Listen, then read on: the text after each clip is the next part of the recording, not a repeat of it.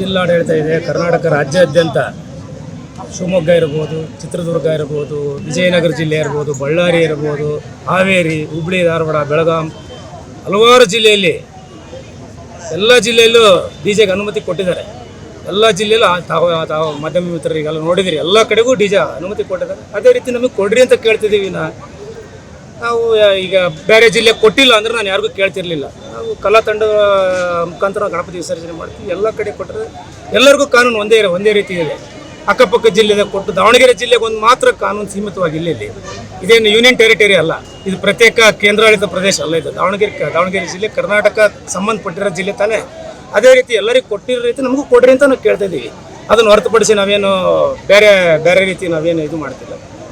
ಮೊನ್ನೆ ದುರ್ಗಕ್ಕೆ ವಿರೋಧ ನಡೀತು, ವಿರೋಧದ ಮಧ್ಯೆ ಕೊಟ್ಟರು 7 ಡಿಜೆ ಹಾಕಿರ್ತಾರೆ, ಅವೆಲ್ಲ ನೋಡಿದಂಗೆ. ಅದೇ ರೀತಿ ನಮಗೂ ಕೊಡಿ ಅಂತ ನಮ್ಮ ಜಿಲ್ಲಾಧಿಕಾರಿಗಳಿಗೆ ಮನವಿ ಮಾಡ್ಕೊಳ್ತೀನಿ. ಅದೇ ರೀತಿ ಪೊಲೀಸ್ ವರಿಷ್ಠಾಧಿಕಾರಿಗಳು ಈಗ ನಾನು ವಿನಮ್ರದಿಂದ ಕೇಳ್ತೀವಿ, ನಮಗೆ ಅವಕಾಶ ಮಾಡಿಕೊಡಿ. ಯಾಕೆಂದರೆ ದಾವಣಗೆರೆ ಜಿಲ್ಲೆಯಲ್ಲಿ ಯಾರಿಗೂ ಕೊಟ್ಟಿಲ್ಲ. ಅದೇ ರೀತಿ ಡಿಜೆ ಅಸೋಸಿಯೇಷನರು ಪಾಪ ಸಾಕಷ್ಟು ಜನ ಭಾಳ ಇನ್ವೆಸ್ಟ್ಮೆಂಟ್ ಮಾಡಿದ್ದಾರೆ, ಅವ್ರಿಗೂ ತೊಂದರೆ ಇದೆ. ಇದೊಂದಕ್ಕೆ ಅವಕಾಶ ಮಾಡಿಕೊಡಿ. ದಾವಣಗೆರೆ ಜಿಲ್ಲೆ ಒಂದು ಕಡೆ ಸೇರುತ್ತೆ, ಎಲ್ಲ ಹಲವಾರು ಕಡೆ ಕೊಡೋದಕ್ಕಿಂತ ಒಂದು ಕಡೆ ಕೊಟ್ಟರೆ ಇದರಿಂದ ಇನ್ನೂ 7-8 ಗಣಪತಿ ವಿಸರ್ಜನೆ ಇದಾವೆ.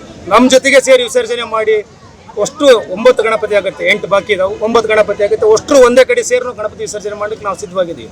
ಅದೇ ರೀತಿ ನಮಗೆ ಡಿಜೆಗೆ ಅವಕಾಶ ಮಾಡಿಕೊಡುವಂಥ ಜಿಲ್ಲಾಧಿಕಾರಿಗಳು